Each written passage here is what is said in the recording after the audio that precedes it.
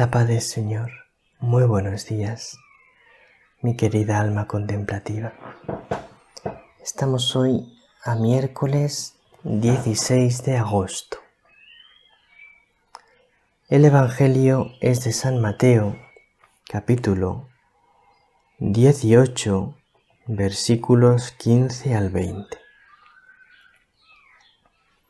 Dice así: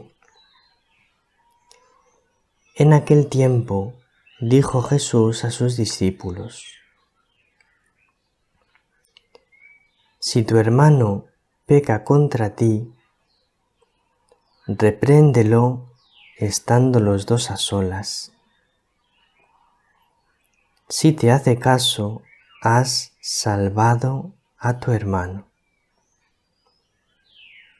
Si no te hace caso, llama a otro o otros dos,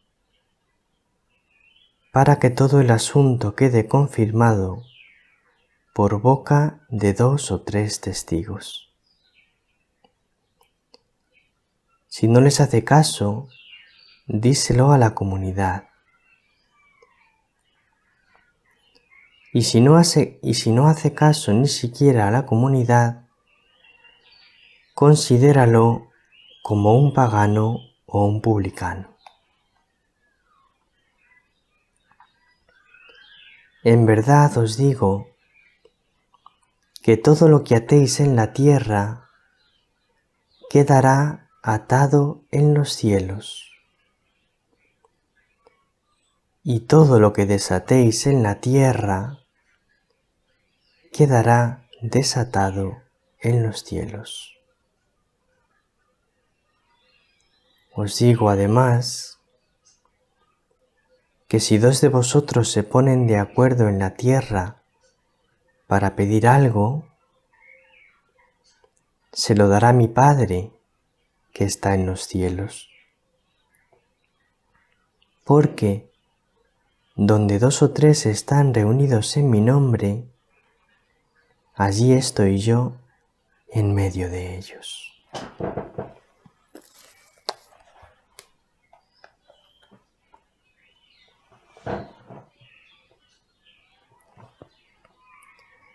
Entonces, Jesús nos habla hoy de 2 cosas en el Evangelio. Bueno, de 3 cosas. La primera cosa de la que nos habla es la corrección fraterna.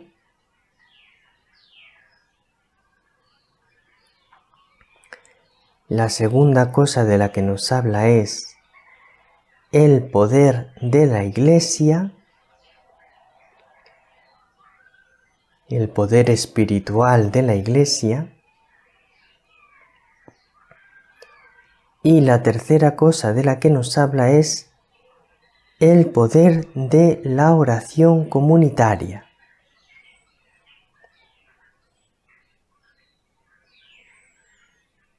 Vamos a irlo explicando.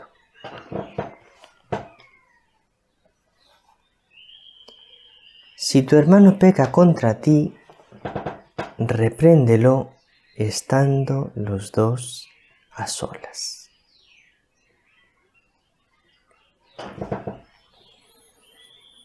Lo primero que tenemos que decir aquí es que muchas veces pensamos que nuestro hermano peca contra nosotros y no ha sido tal la cosa.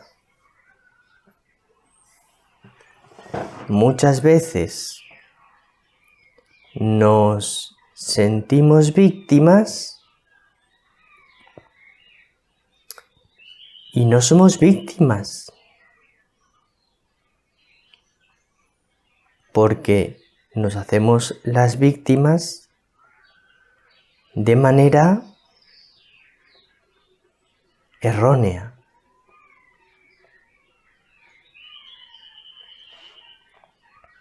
Entonces, el primer consejo que te quiero dar, querida alma contemplativa, es que no pienses con demasiada facilidad mi hermano ha pecado contra mí. No pienses esto con demasiada facilidad.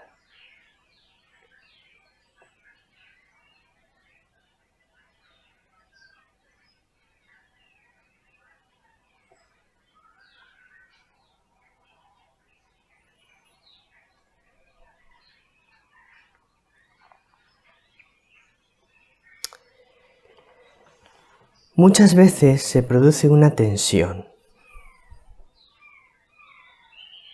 entre dos personas.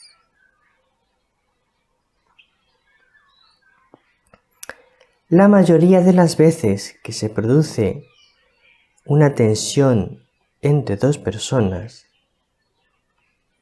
la mayoría de las veces los dos tienen parte de culpa. Las dos personas tienen parte de culpa. Y la mayoría de las veces los dos piensan que la culpa la tiene el otro. Así somos los seres humanos. ¿Quién tiene la culpa? Él tiene la culpa. Es una señal de falta de virtud echar la culpa a los otros con demasiada facilidad. La culpa la tiene el otro. Y ya está, así de sencillo. Hombre, ¿cuántas veces nos encontramos con personas que echan la culpa al otro cuando la culpa es de los dos o incluso principalmente de él? Y le echa la culpa al otro. Entonces, querida alma contemplativa, ten cuidado con echar la culpa al otro y quedarte tan tranquilo en tu conciencia. Yo te aconsejo una cosa. Mira, cuando tengas una disputa con alguien, procura consultar la cosa con una tercera persona que sea objetiva y que sea ajena a los dos, que no esté de parte ni de uno ni de otro.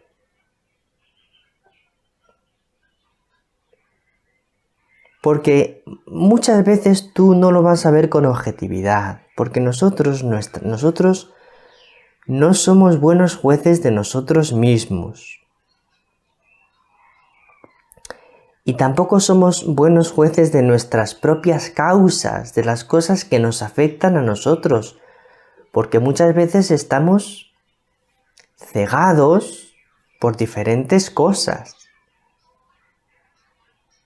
Entonces, cuando tengas una disputa con un hermano, busca una persona externa a los dos que sea imparcial y le consultas la situación.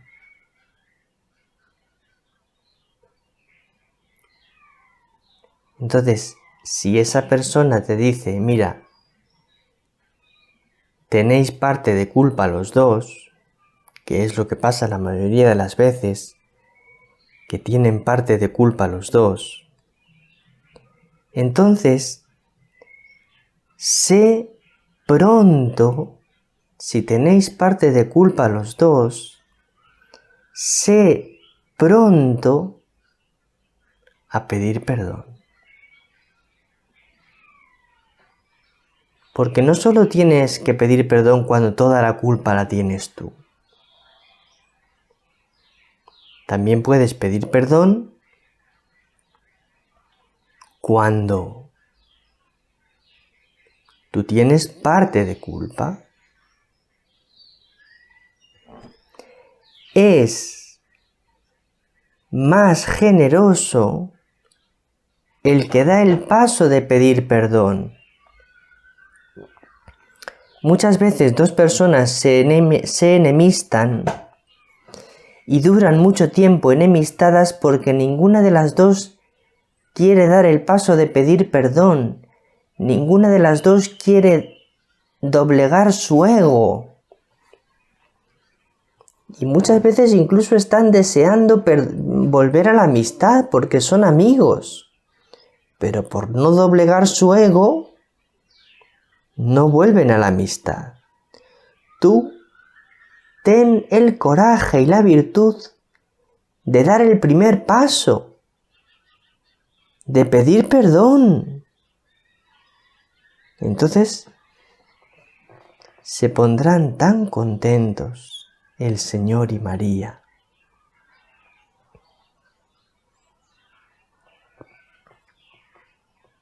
Ahora vamos a suponer que consultas el caso con otra persona externa a vosotros dos y te dice que le parece que la culpa principalmente la tiene el otro. Bien.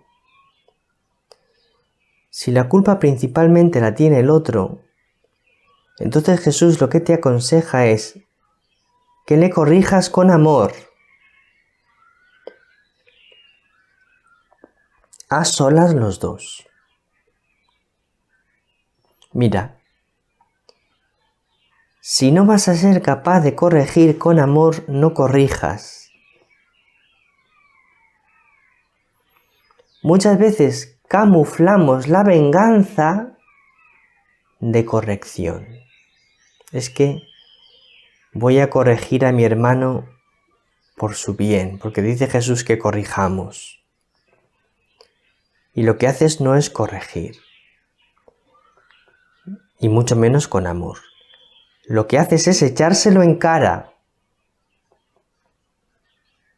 Y eso no es una corrección que le agrade al Señor.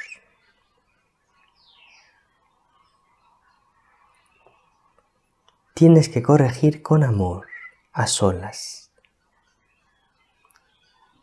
Si lo haces así, lo haces bien. Entonces, si tu hermano te hace caso, has salvado a tu hermano. Si no te hace caso,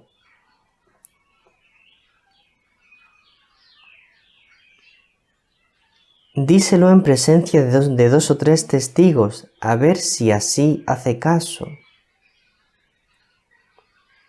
Es que tú vas buscando con amor que la persona se enmiende. Si se lo dices en presencia de dos o tres testigos y no hace caso, díselo en presencia de toda la comunidad. Y si sigue sin hacer caso, considéralo como un gentil o como un publicano.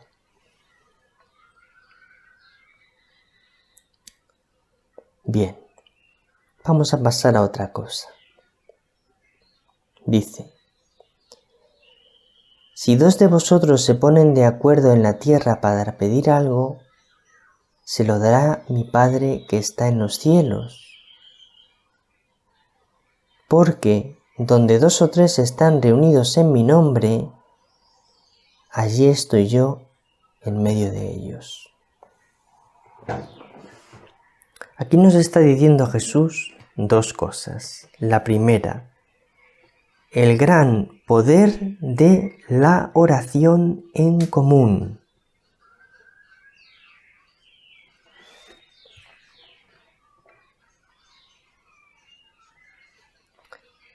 El pecado del ser humano, y todavía más hoy en día, produce una tendencia al individualismo,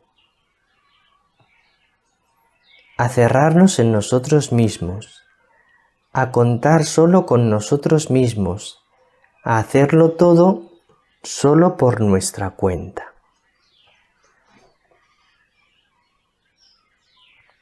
Pues bien, la tendencia al individualismo, vivir encerrado en mí mismo, vivir solo a lo mío, como se dice hoy en día, vivir a mi bola,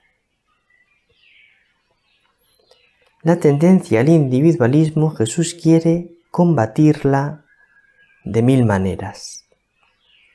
Y una de ellas es diciéndonos el valor de la oración en común. Y aquí quiero yo recalcar la importancia y el gran beneficio que suponen los grupos de oración. Los grupos de oración están creados para orar en común, para orar juntos. Los grupos de oración son una de las cosas que más bien hacen en la Iglesia.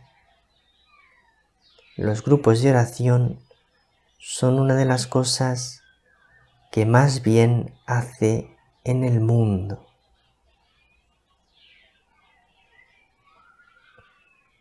Grupos de oración.